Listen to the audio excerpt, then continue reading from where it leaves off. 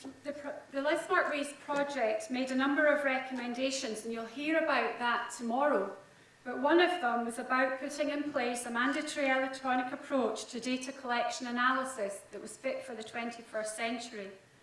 And given the importance of this development field and the transformational effect that we believe this will have on the waste industry, we've asked Cindy Lee from SEPA, who is working on the UK's approach to waste tracking service, to give you a presentation about that now. So I can hand over to Cindy. So my name's Cindy Lee. I work in the waste data team in SEPA, so I'm coming at this from a data point of view rather than crime or enforcement side of things. I'm a member of the UK Waste Tracking Project team, and I'm going to give you a high-level overview of the Waste Tracking project and how we plan to deliver evidence-based information to support the regulation of waste through partnership working and the use of digital technology.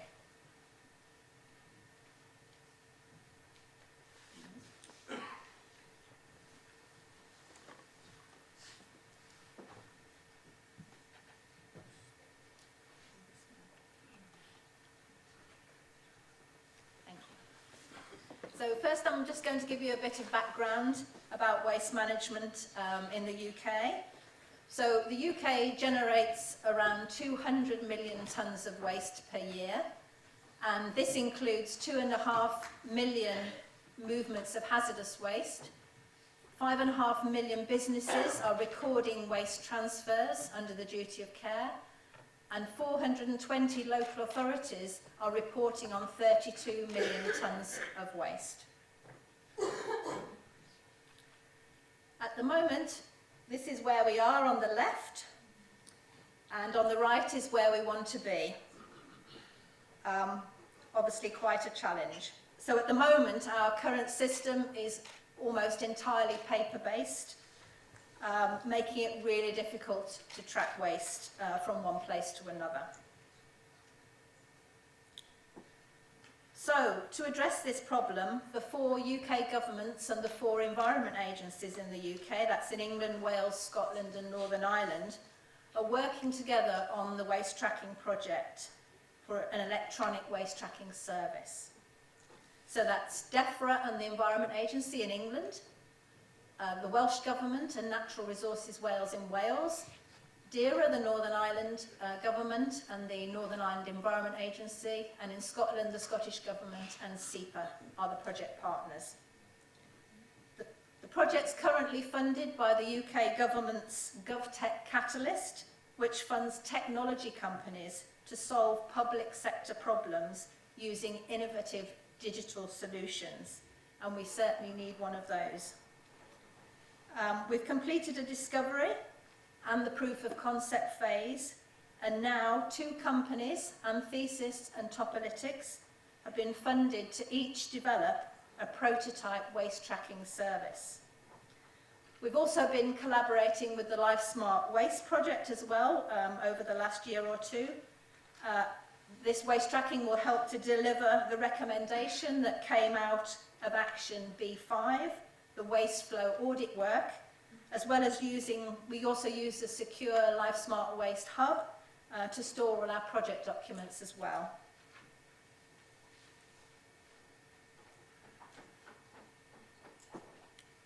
So, moving to electronic records will allow us to link all movements of waste, that's non-hazardous, hazardous, and international waste shipments, from the producer through waste treatment sites, reprocessors, and exports using electronic records so that we know what happens to waste. What is it? Where does it come from? How much is there? Where does it go? Who is handling the waste? Fundamental questions that we don't always know the answers to. And this will give us visibility of the whole waste chain for the first time. We think producers will be able to see where their waste has gone. We'll have visibility of brokers. Brokers have been mentioned a lot as an area that we need more information. These are the people that arrange the movements of waste. And we'll be able to strengthen oversight of their activities. We'll have more information on the companies that are carrying waste, even right down possibly to the registration number of their lorry. We can build in checks to make sure that waste is only being moved to a suitably authorised site by a registered waste carrier. And we hope we'll be able to track international waste shipments when it leaves the UK and is exported overseas. And this will allow us to regulate waste much more effectively and give us the data we need to identify and track waste crime. And obviously this data can also be used in all the tools and techniques that have been discussed today.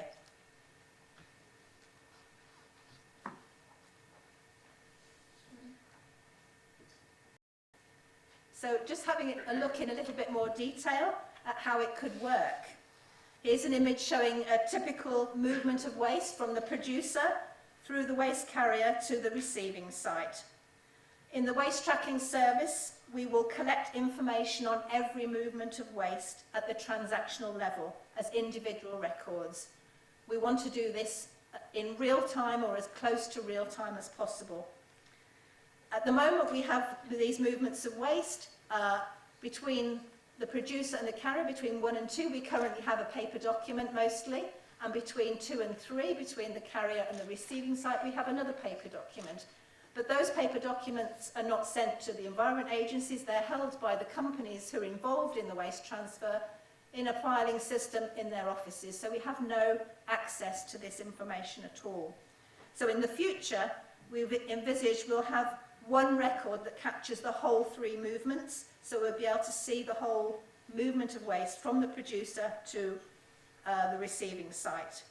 And that will give the regulators and the parties involved in the waste movement a clear, up-to-date picture with what is happening. The green list wastes, that's shipments of non-hazardous waste for recovery that are exported outside the UK. We've currently got partial information on these movements, so we're keen to work with other nations and to understand how this might work in practice if we include these wastes in waste tracking. And that will form part of the discussion tomorrow at the Life Smart Waste Policy Recommendations workshop. So once we have all this in place, we'll have this huge amount of transactional data at our fingertips that we can verify, analyse and report in lots of different ways. So for detecting crime, for example, we'll be able to see when waste suddenly disappears, or if the EWC code of the waste suddenly changes during the journey from hazardous waste to non-hazardous waste. And some of our officers who are out in the field, they might be able to identify waste movements that are taking place that are not even recorded in the waste tracking service. So where are we now?